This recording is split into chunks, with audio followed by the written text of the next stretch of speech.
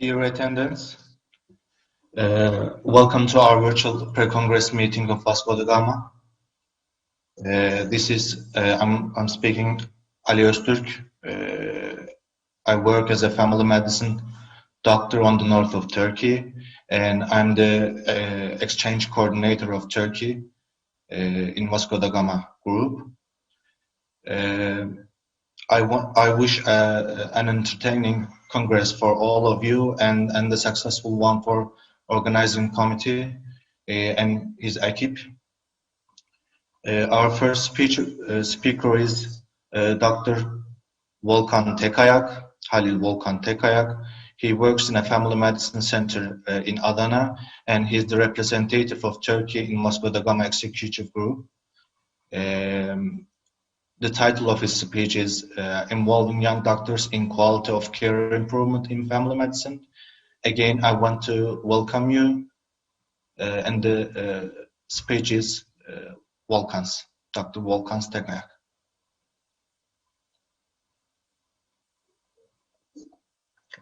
Good morning to everyone. I am Volkan Tekayak, who is Vasco da Gama Movement Turkey representative. I am working as a family physician in a healthcare center on the south of Turkey since 3 years. Today, I want to explain all of you what is Vasco da Gama movement and how can young doctors increase quality of care improvement. Welcome to the third of pre-congress meeting of Vasco da Gama in Turkey. Let's start. Firstly, I want to explain you what's WONCA. As you know, WONCA is World Organizations of National Colleges and Academies. Let's say after that, Global Family Doctor. WONCA has 7 regions. These are Asia Pacific, Ibero-Americana, North America, Africa, East Mediterranean, South Asia, and Europe. And you know, the president of WONCA Europe is Professor Mehmet Ungan. He will join us today. Secondly, I want to explain you what is Young Doctor Movements. Young Doctor Movements has 7 different organizations. These are for Asia Pacific, we say the Rajakumar movement. For Ibero-Americana, we called it the Vaineke. For North America is Polaris. For Africa is Afriborn. For East Mediterranean is El Razi movement. For South Asia is SPICE. And you know, for Europe region is Vasco da Gama movement. Vasco da Gama movement is the WONCA Europe working group. This is a working group for young and future GPs. The movement is the continuation of the work that was started during the WONCA Europe first pre-conference meeting for junior doctors in Amsterdam 2004. Let's say Vasco da Gama movement is 16 years old. Vasco da Gama movement has 5 different working groups. These are exchange, image, campaign, events, fundraising. Vasco da Gama has a lot of events. We can explain that events for a small congress, like pre-conference, like forums. Turkey had 2 pre-conference before.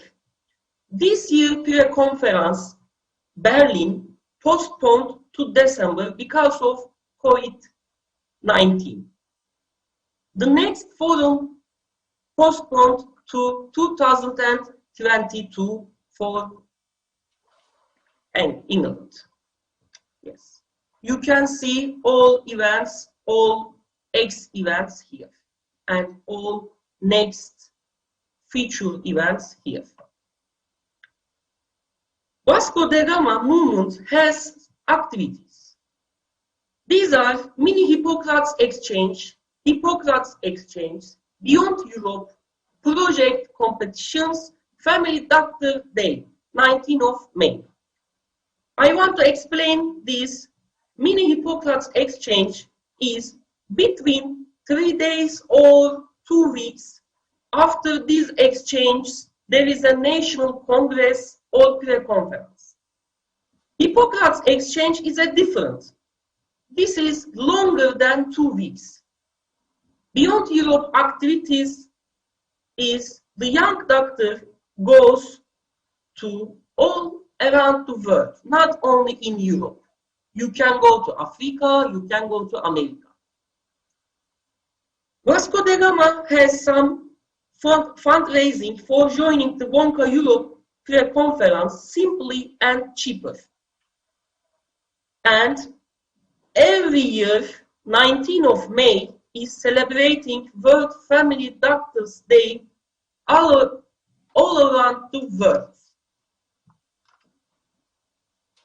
Yes, I explain what's Vasco da Gama, what's Volkan, what's the working groups of Vasco da Gama, and Vasco da Gama events, next and X events. Now, I want to explain to all of you involving young doctors in quality of care improvement in family practice. Let's start. I want to explain firstly what is quality. There are a lot of description about quality. You can see here. But today we are speaking on healthcare quality, improvement quality of healthcare, adaptive leadership, culture and governance. You can see what's the important for quality improvement in healthcare. Adoption, financial alignment, clearly defined goal and aims, quality improvement teams, tools and methodologies. The best definitions of quality improvement in healthcare, you can see here, triple aim. This is the most important thing for us for improvement quality. The first one is improve the health of populations. The second one is reduce the per capita cost of healthcare. The third one is improve the patient experience. If we have these 3 topics, we have a good healthcare system. And this is the most important things for healthcare systems. This is 6 aims. We have 6 aims for improvement. Let's look together. The first one is safe. Avoid harm to patients. Let's say the first medical rules, primum non nocere. The second one is effective, scientific knowledge. We know scientific knowledge. The third one is patient-centered, patient needs, values, and preference. The fourth one is timely. Let's say on time service. Another one is efficient. Avoid waste, ideas, and energy. Another one is equitable. Provide care that doesn't vary in quality. The same service to all and every time. Let's look how service delivery models impact quality improvement. We will take a look at ACO, patient-centered medical home, telemedicine, quality improvement organizations, and quality improvement networks. This is the first one, ACO. The first one is according to Center of Disease Control and Prevention for America are groups of doctors, hospitals, and other healthcare providers who voluntarily came together to provide coordinated, high-quality care to Medicare patients to ensure they receive the right care at the right time. The first one is ACO. The second one is Patient-Centered Medical Home.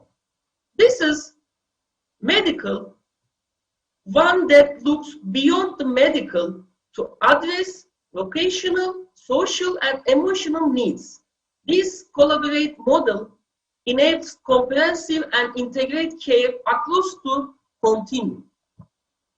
The third one is telemedicine. We are talking about a lot nowadays because of the pandemic. Telemedicine influences quality by allowing for faster response times. Telemedicine cost savings. The most important thing may be cost savings for patients and health systems. Explains its recent growth. The last one is quality improvement organizations and networks. Work with providers and communities across the country on data-driven quality improvement initiatives using a variety of strategies. The most important thing I want to say to all quality improvement should be continuous. They should be continuous. Quality improvement programs has 4 key components. All successful improvement programs include 4 key components. They are the problem, the goal, the aim, the missions. Let's look at the problem. All successful improvement programs start with an in-depth understanding problem. The second one is goal. Health systems should ask several key questions when defining their quality improvement goals. The aims breaks up the work of achieving the goal into manageable pieces. The last one is missions. There is a big difference between a quality improvement intended with a result and one with an improvement and distinction that can only be made by mission, business, and actions. Now, I want to thank for joining this pre-Congress meeting, and thank you very much for listening to me. Now, we have the next speaker, Volkan Sönmez. He works as the assistant doctor in Hacettepe University. He's going to make the presentation in Lean Thinking in Healthcare, 5S application in a family health center. Now the word is yours, Sönmez. Mr. Sönmez. Thank you, Ali Hocam, for your presentation, and thank you, Volkan Hocam, thank you for your good presentation about quality in healthcare. And I'm going to talk about some related topic with you. Good morning, everybody. I'm Volkan Sönmez. I think everybody can hear me and see my screen efficiently. First of all, I have to say that I'm very happy to be here, and I want to thank to the organizing committee for giving me this opportunity to present all you this topic. First of all, I have to say that I'm not a medical doctor. I am an industrial engineer and working as an assistant professor in industrial engineering department in Hacettepe University.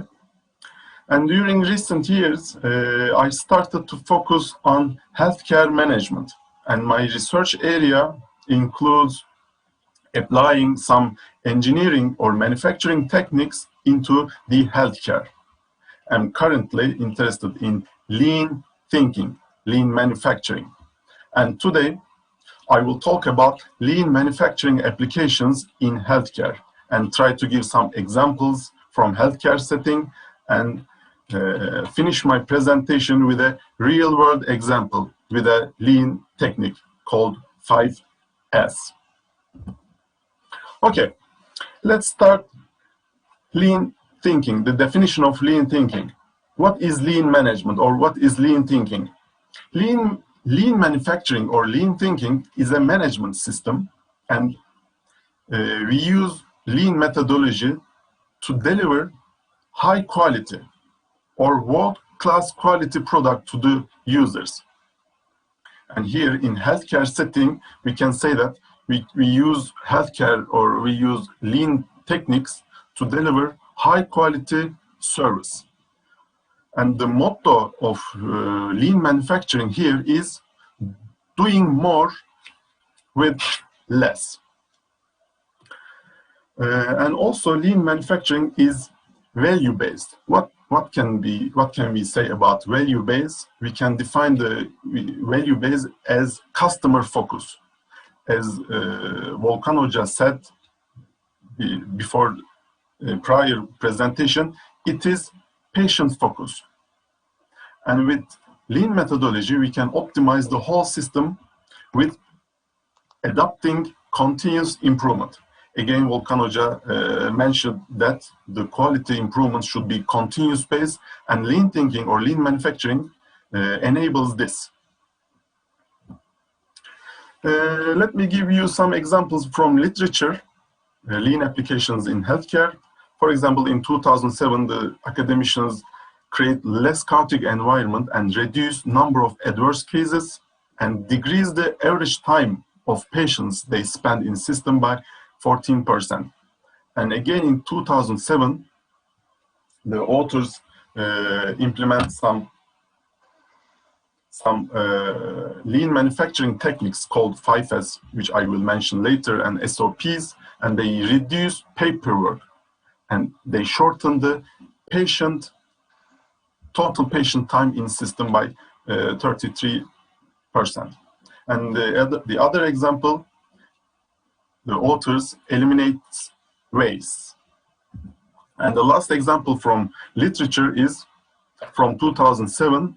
They again applied 5S application and decrease the time required for searching items. And they improve the inventory area, create more availability for items. Okay, these are the other examples that can be achieved by using lean manufacturing techniques in healthcare. For example, we can reduce waiting times of patients, waiting times of nurses or doctors, or we can improve satisfaction of patients or staff. We can reduce medical errors.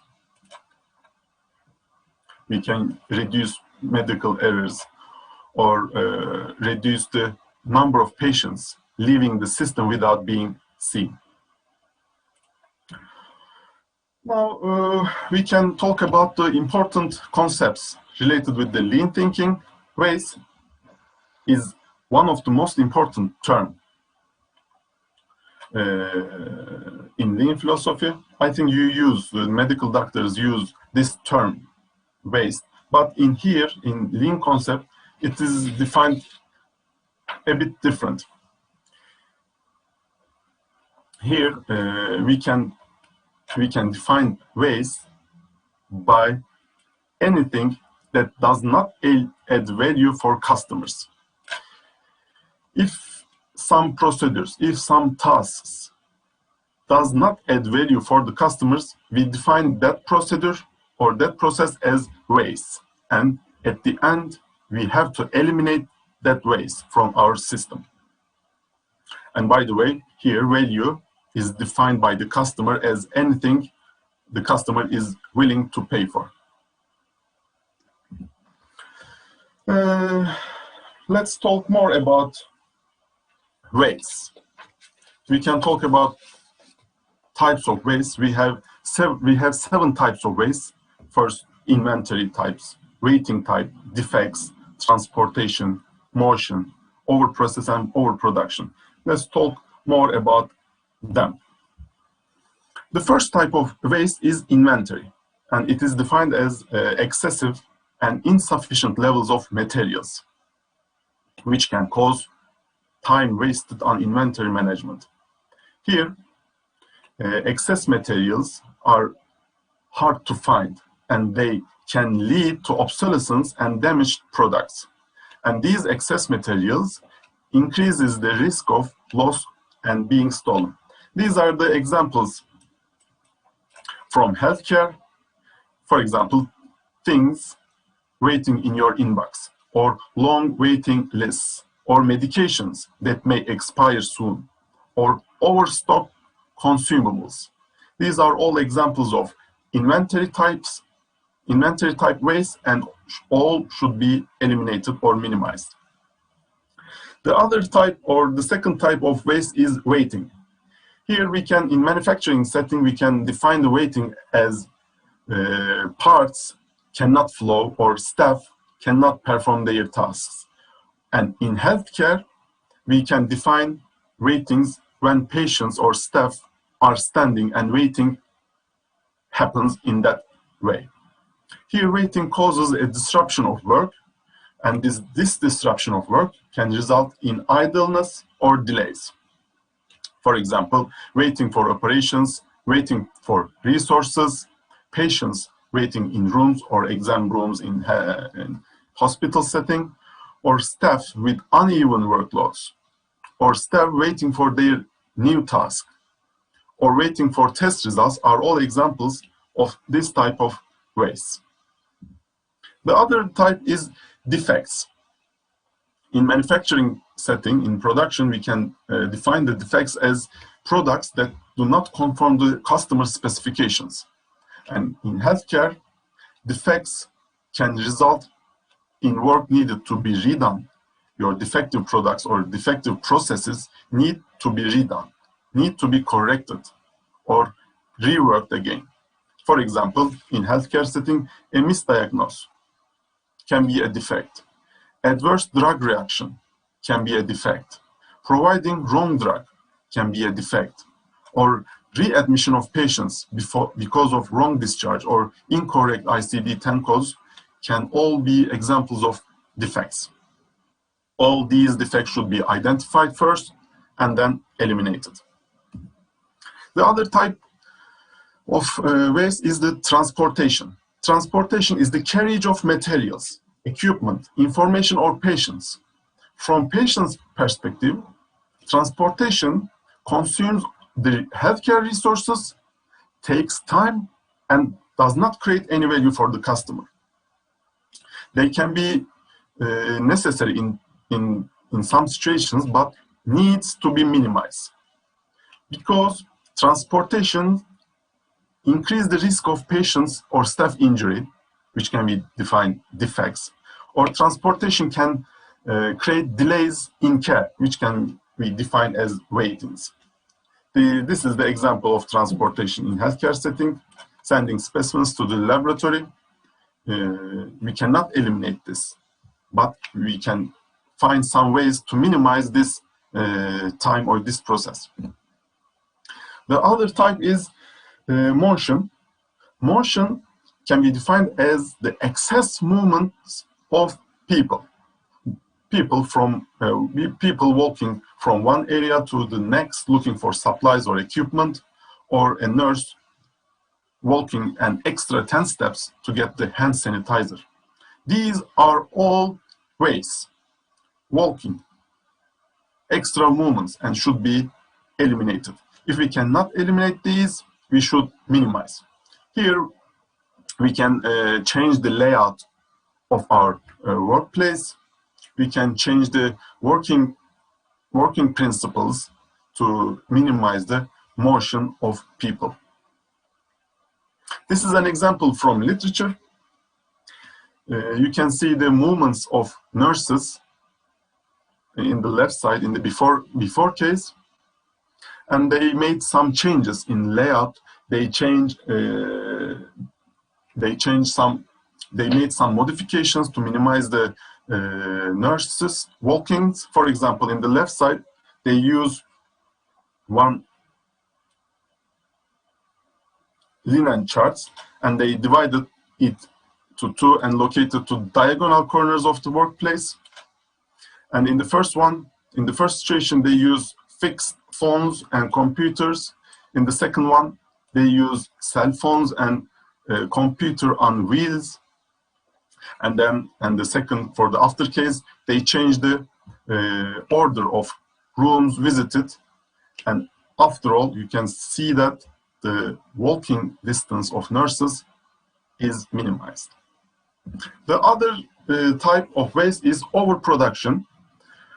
Sorry, overprocessing. Overprocessing is a waste generated by performing work in excess amount. For example, in healthcare setting, if we think healthcare setting, overprocessing, to give an example for overprocessing, patients may be asked to answer the same question several times at different stages. It's overprocess. Printing hard copies, although an electronic format is sufficient. This is a waste. Ordering complex tests, even though a simpler one would be sufficient. And unnecessary paperwork. Frequent appointments that don't improve the patient health status. These are all waste and should be minimized. And the last example is an overprocessing. Again, treating viral symptoms as they are bacterial. The last waste type is overproduction. If we want to define the overproduction, we can say that producing products at the wrong time or in the wrong quantity. For example, providing copies of forms that is never used. If you provide several copies of forms to fill by the patients and that is never used, this is an overproduction waste. Unnecessary or duplication of tests. Ordering medication that the patient doesn't need, or in hospital setting, uneaten meals by the patients or staff is overproduction and should be minimized or eliminated to improve the quality. Yes, these are the steps of lean applications in healthcare. We always start with the patients because they are our customers. And as Volkan Hoca said before my presentation, the healthcare quality of healthcare should be patient-centric. And we always start with the patients. After starting with them, after putting them in the core, we determine the value for patients. What is value for them? And we map all critical processes and define ways. And then apply lean manufacturing techniques to eliminate these wastes from our system with the adoption of continuous improvement. We have several tools. We have several techniques, lean manufacturing techniques that can be used in healthcare setting to define waste and then eliminate them. For example, we use value stream maps. We use value stream maps to map the critical processes and then define the waste. And we can use PDCA cycles, plan, do, check, act cycles to adopt the continuous improvement in our system. We can use A3 problem-solving tools to solve our problems in a systematic way. And for example, for control charts, if we use control charts, we can measure the performance of our processes and then take countermeasures before some unintended occasion occurs.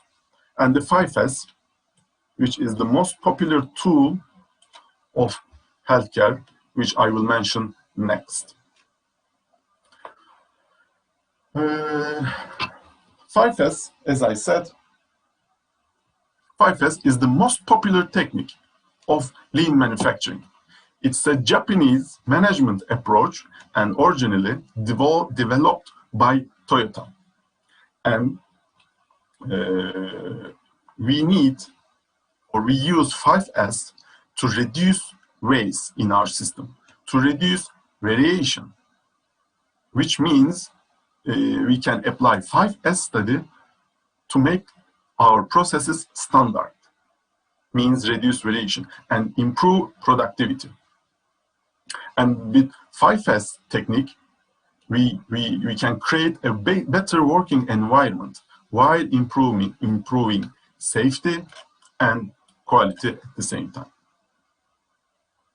For example, when we need to apply 5S, if a document cannot be found easily, or when a surgeon encounters an unfamiliar layout in an OR, operating room, or someone asks for the location of an item or cannot find the items, these are the indications that we need 5S study. In all cases, we need to perform 5S study. It has 5 basic steps. All of start with S. In Japanese term, seiri, seiton, seisou, seiketsu, and shitsuke.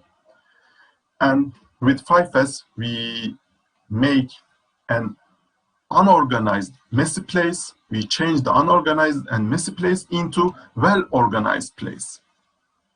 And the most advantageous part of 5S is, it is the most advantageous part. With 5S, we make waste visible to everyone so that they can eliminate these wastes. Let's talk about some benefits of 5S. With 5S, we can reduce the time searching for items. We can create efficient operations, or we can make smooth work, or mistakes and accidents can be minimized by using 5S. And it also promotes care of machines and equipments. And as I said, with 5S, problems are quickly identified and work areas are easier to manage. And the other benefits of 5S is with 5S, we can create positive impressions on patients, and we can build patient confidence by applying 5S in our workplace. Let's talk about some steps of 5S. Let's go deep. What is 5S and what is the steps? The first step is sorting. Here, in the first step, in the sorting step, our aim is throwing out what is not used or needed. So we need some sorting criteria to distinguish between necessary and unnecessary items, and we throw out of our workplace and we just keep the necessary items. For example, we can keep the items that is used frequently. For example, we can use the items that is used every week. We can keep the items in our workplace that is used for frequent illnesses or diseases. And the other items, unnecessary items, are kept in cupboards or the stores out of our workplace. This is the first step. Here, we have to physically touch every item and ask the criteria, whether it is necessary or not. And if it is necessary, then we ask the quantity correct. Is the quantity correct? If the item is never used or you have in doubt, you can make some modifications. You can throw it out or you can use a red tag application. And it should be done regularly, sorting done regularly. Every 6 months, you have to perform this step. The second step is simplify. Simplify means locating the remaining items in their best place. If you locate the remaining items from first step in their best place, everyone should locate and access them easily, considering ergonomic principles. We can locate the items by frequency to minimize stretching or bending. And it should be obvious when an item is not in its designated place if you assign a good place for them. You can use color codes to assign different tools for different objectives. And you can use checklists to ensure all proper tools are available. The third step is scanning. It includes physical tidy up in a continuous manner. Here, everybody is always on the lookout for anything out of place. You can adopt a 5-minute routine cleanup at the end of your shift, and this step requires cleaning and locating. Every day, you should clean the workplace. Here, I mean cleaning as checking. Cleaning doesn't mean just cleaning. We use cleaning as checking. By cleaning, you also calibrate. You also keep track something. By cleaning, you also observe, monitor some waste or dust. It does not just mean cleaning. By cleaning, we thoroughly clean, polish, sweep the work area, and clean tools or equipments, clean up spills on floors or walls, and look for abnormalities. The third step is standardization. In the fourth step, we develop standards to make the first 3 S's permanent. It includes measuring, recording, training, and work balancing. Why we need to standardize these 3 steps? To make it part of the daily routine and ensure everyone knows their responsibilities, etc. The 5th step is sustaining. Everyone should participate in 5S on a continuous basis, and it's about participation and improvement, about making 5S activities habit. And it's the most difficult part of 5S study, because 5S tends to fail when there is a lack of readiness, when there is a lack of ownership from the managers. We need to keep the process going through training and communication to make it part of our health and safety. This is the implementation. How to implement 5S in our healthcare? First, we define a pilot area and establish a team, and then ensure the team understand the objectives of implementing that program, provide a training on 5S, observe the area, evaluate the current situation, and implement the steps. During the implementation, we use brainstorming to identify the opportunities for improvement and establish that improvement plan. And implement the plan, we spend the proper time on each S and then audit the area. Let me talk a real application in Ankara Family Health Center. We performed this application before the pandemic, and these are the problems that we met at first. It was hard to find required items. Items were ordered, although there are sufficient amount, or some items were out of date. There is a stressful, messy environment, and it was hard to clean the room. As you can see from the pictures, there are a lot of unorganized items. There are a lot of unused items. There are no standard layout. It's very messy. It's very hard to manage that room. It's very hard to find something required. As you can see, there are unused items everywhere, and there are parts of the refrigerator in that room, and they may cause accident if they drop.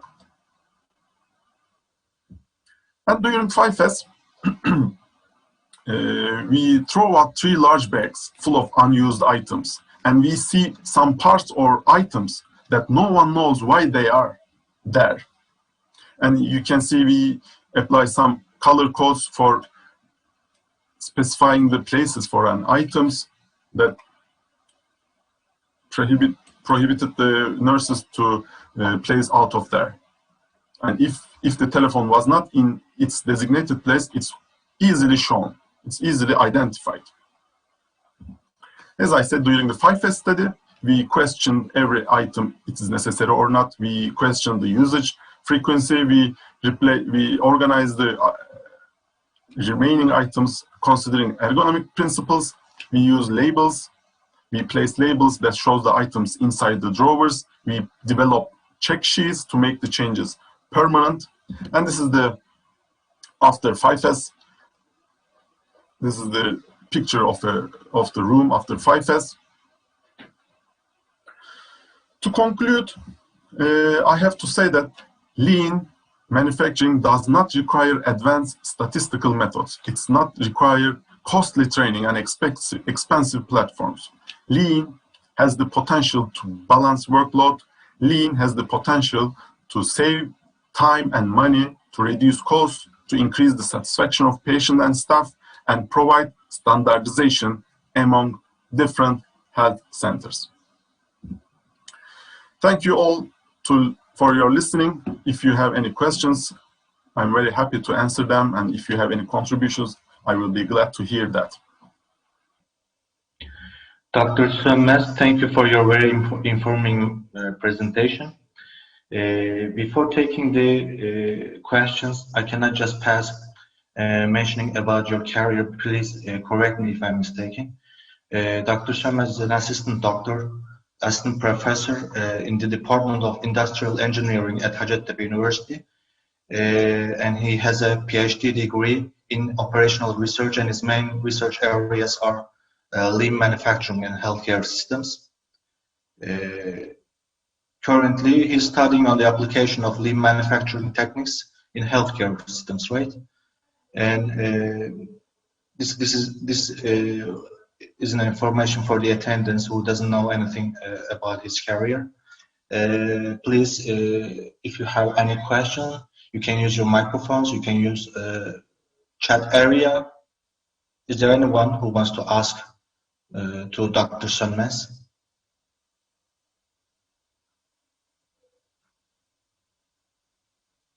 Anyone?